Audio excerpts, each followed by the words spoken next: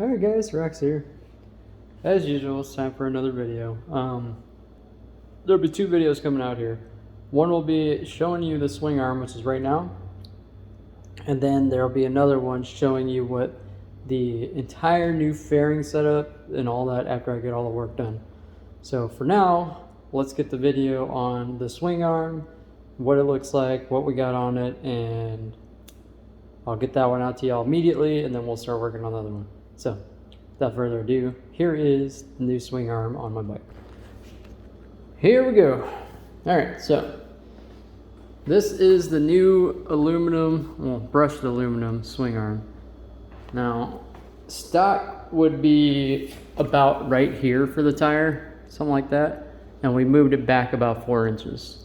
It's the middle is just about flush with the end, just how I wanted it. So if you look here, the middle of the tire is just about flush. It's probably about where the Honda sign is, I think, is the middle of the tire. Yeah, about maybe a little bit behind where the Honda is, but that's basically what we wanted. We have a EK3D chain. It's a 525, and it is 150 links, but it's chopped down. I think we chopped off 6 links. We got a Vortex sprocket. This is red. And there is also a new 16 tooth over here. So 43 in the back, 16 in the front. This is stock gearing. The only thing that's changed is I got a longer chain now and a brand new swing arm. All right, so give y'all a look from the back here. That's basically what it looks like now. It's nice and long. One of the things that's kind of a challenge with this bike is everything is electronic. The brake has ABS going to it, but it also has a wheel speed sensor, and it also has like your wheelie control and your torque control and all that shit. Everything's happening right here, so all that shit has to stay plugged in. So one of the big challenges for putting a swing arm on an SP model, and probably the other ones too, is you have to have all this stuff connected. This line, you know, there was only enough to bring it this far back. We really couldn't go much more further than that. So that's what we got here. And you know, it goes all the way through. We got, probably put another one right here because I don't want this ever to touch my exhaust. But as you can see, we got the Woods Performance here.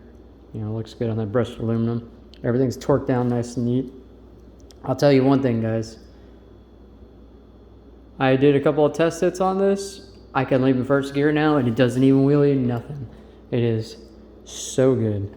So if y'all are wondering about if you should do that, yes, definitely get into it.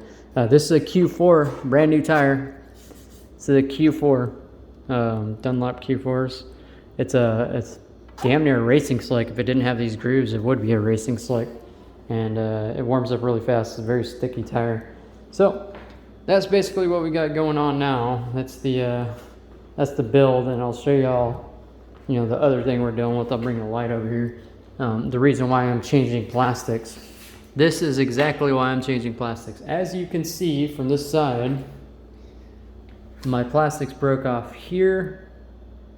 It was this entire section all the way down to the bottom and all the way across to there. So you can see where it broke right there and down there, and I got a little scratch on the bottom of my headers. Yeah, those scratches all over the fucking place, but basically it was a pain in the ass. So now we get to go ahead and reinstall everything. I have a brand new setup. Y'all get to see it very shortly. It's not going to be this red color. It's going to be different. I think y'all like it. So I guess let's go ahead and get that installed. I will put this video out now, and as soon as I'm done with the other one, I'll make another video and I'll be ready to go. So I'll see y'all in a bit.